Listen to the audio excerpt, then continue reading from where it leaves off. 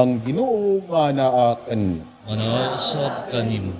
Inutlo gikan sa Ebanghelyo sumala ni San Mateo. Mayon ikaw, O Ginoo. Sa pagkadungog ni Jesus nga gibilanggo si Juan, ni adto siya sa Galilea. Nibiya siya sa Nazaret ug didto napuyo sa Capernaum. Usa ka lungsod nga daplin sa lanaw sa Galilea. Sa kayutaan sa Zebulun ug Neftali. Sa ingon natuman ang gisulti no propeta Isaías. Yuta sa Zabulon ug yuta sa Neftali, agianan padulong sa dagat, tabok sa Jordan, Galilea sa mga dili Hudyo. Ang mga taho nga nagpuyo sa kangitngit, nakakitag dakong kahayag, kanila nga nagpuyo sa mangitngit nga yuta sa kamatayon, mutan-ag ang kahayag. Suka ni adto, si Jesus nagwali nga nag-ingon, hinulsuli ang inyong mga sala, kay hapit na maghari ang Diyos. Samtang naglakaw si Jesus, daplin sa lanaw sa Galilea, nakita niya ang duha ka magsuod nga mananagat. Si Simon, nga ginganlag Pedro, ug si Andres, ug ang iyang igsuon nga namukot. Si Jesus miingon kanila, kuyog kamo kanako, ug tudluan ko kamo sa pagpanagat ug mga taho. Diha-diha, gibriyaan nila ang ilang mga pukot ug mikuyog kaniya. Nipadayon siya paglakaw ug nakita niya ang laing duwa nga magsuon, si Santiago ug si Juan, nga mga anak ni Zebedeo. Didto sila sa ilang sakayan uban sa ilang amahan. Nagpuna sila sa ilang mga pukot. Gitawag sila ni Jesus ug diha-diha gibiyaan nila ang ilang sakayan ug ang ilang amahan. Ug mikuyog sila kaniya. Si Jesus misuroy sa tibuok Galilea ug nagtudlo sulod sa ilang mga sinagoga ug nagwali sa maayong balita bahin sa paghari sa Dios ug nag-ayo sa mga masakiton. Ang Ebanghelyo sa Ginoo.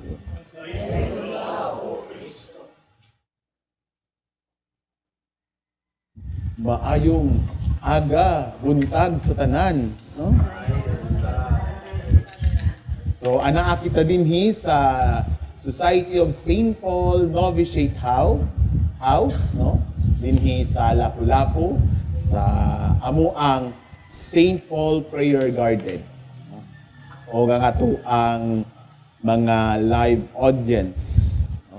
Ang amo ang members sa Institute of the Holy Family, ang amo ang St. Paul Village, no? Nga mga kasilingan, o dakong pasalamat namo, no, sa presence sa mga lectors choir sa VDR, no, National Shrine, o sa ilang tigduyog si Kuya Emil.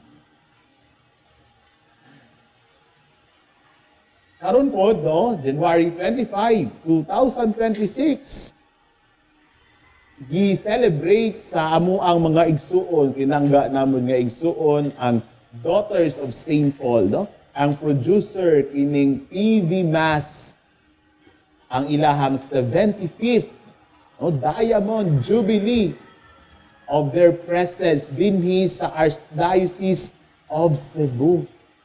Daghang salamat, no, sa ilang presensya sa ilang ministry ug sa ilang charism nga mga sisters of mass communication. Naa kita TV Mass, no? Naa kita sa YouTube because of their love for the gospel through social communication. O 75 years na sila dinhi sa Archdiocese of Cebu. Mga igsuon, nadunggan nato karon ang pagtawag ni Jesus sa duwa ka set nga mag-igsuon, no? Gitawag niya si Simon Pedro ug si Andres. O gitawag po niya ang mag-igsuon nga si Santiago ug si Juan, no? Mga mananagat, mga fishermen. The baptism of Jesus, na ingon gani nga 2 weeks ago, ingon kita kanto ang iyang pagsugod sa iyang public ministry. The initiation of his public ministry. So, kita dinhi sa Sugbo o sa Tibok, Pilipinas. No? Last week, Fiesta Senior man, no? Sa ato ang mahal nga Senyor Santo Niño.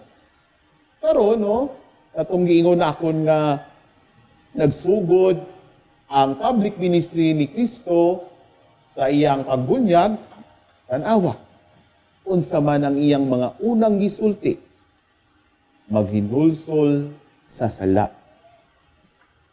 No? Nagtuyok-tuyok siya, nagpabulong-pulong siya, nagwali siya sa Galilee, no?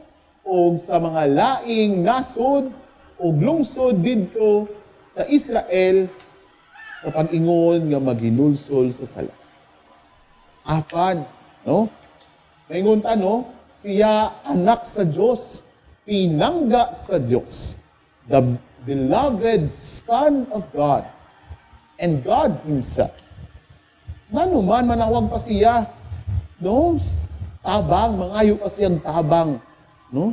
Mamili pa siya mga alagad, mga disipulo, para pagtabang kaniya sa pagwali sa gingharian sa Diyos sa katawhan.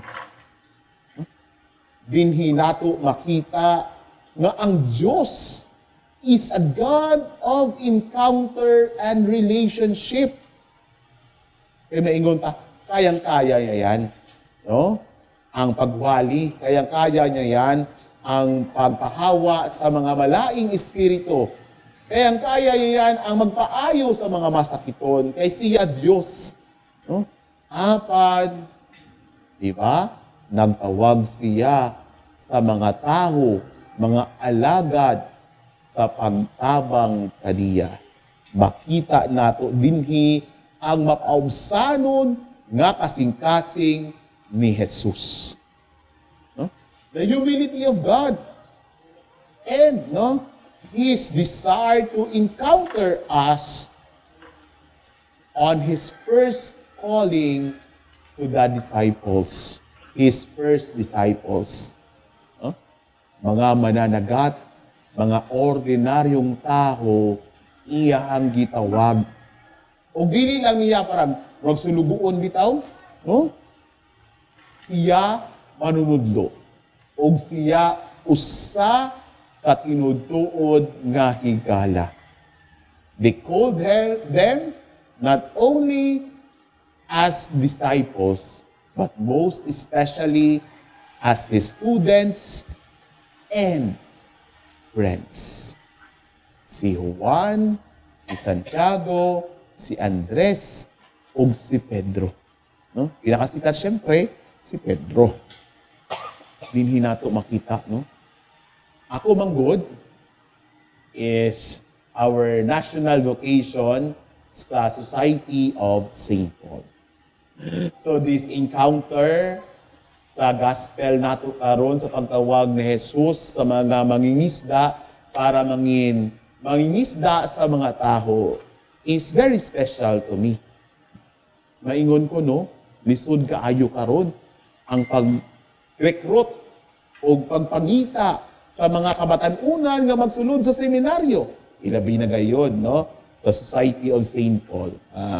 No, mag-promote food ko sa mga ginikanan nga nagtan-aw dinha, sa mga lola nga nagtan-aw diha, ug lolo kasi may apo ka mo diha, no?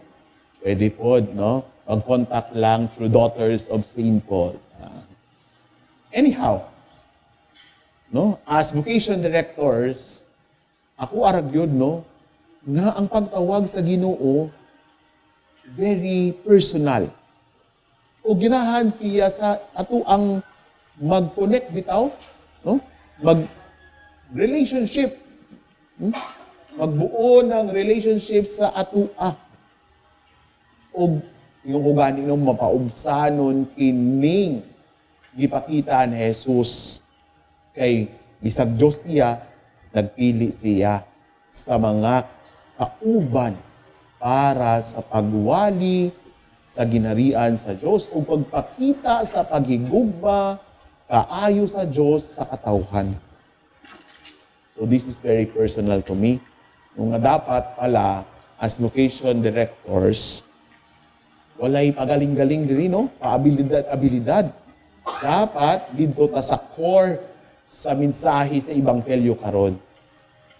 Mapaubsanon gihapon ako dapat nga makita ko, no, mangitag ko sa mga kabantunan nga ganahan nga unta masabtan nila nga dili si Father Sabi ang nagtawag kanila, dili pud ang Society of St. Paul ang nag-agad kanila.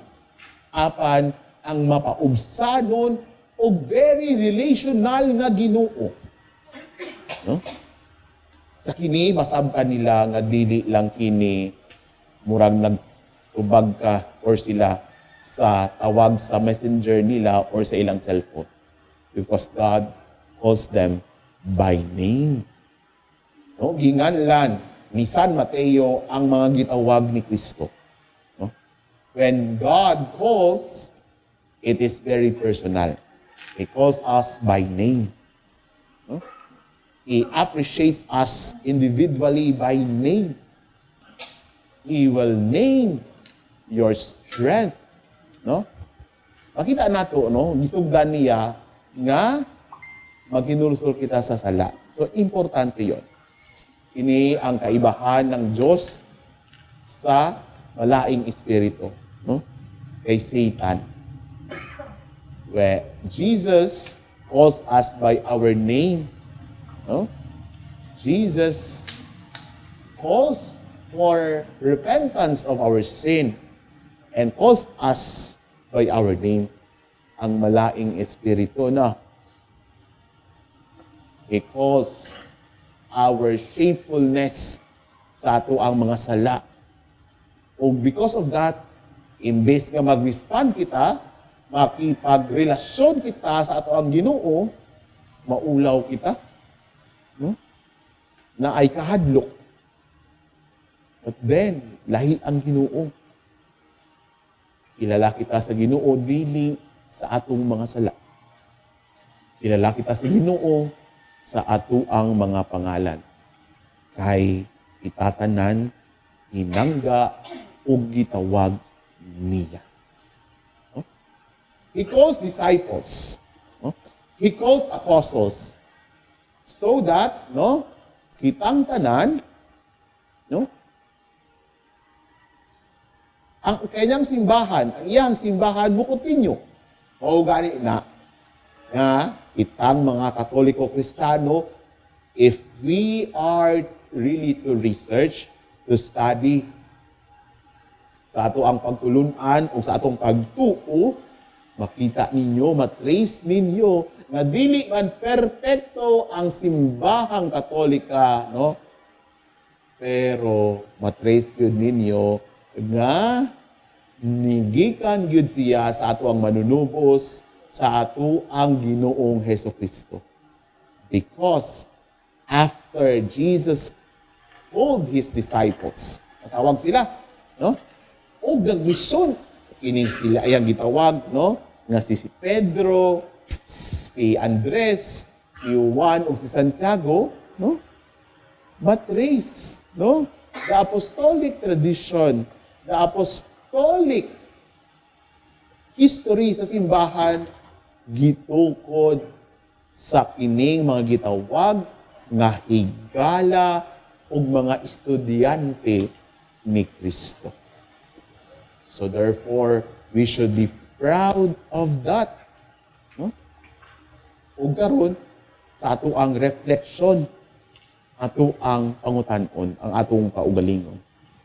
Daghan pagtawag, no? Daghan man gud bukasyon. Apan ang importante, no? Magtubag kita. Kung ganahan ang Diyos makipagrelasyon sa imuha, sa atua personally, tubaga ka ng pagtawag. Ug sa ato ang pagtawag parehas, no, kung balikan nato ang history sa pagtubag nila Simon Pedro and the rest of the apostles, nahigugma gyud sila sa Dios. Nahigugma sila sa ilang manunudlo. Nahigugma sila sa ilang higala. Kay di even offered their lives sa ngalan sa Ebanghelyo ug sa ngalan ni Hesukristo. Sa ngalan sa kaluwasan, sa katawhan ug ginharian sa Dios. We continue to pray for more vocations in the church, more priests, holy and good priests, holy and good religious sisters and brothers, so that the establishment of the kingdom here on earth will continue. Amen.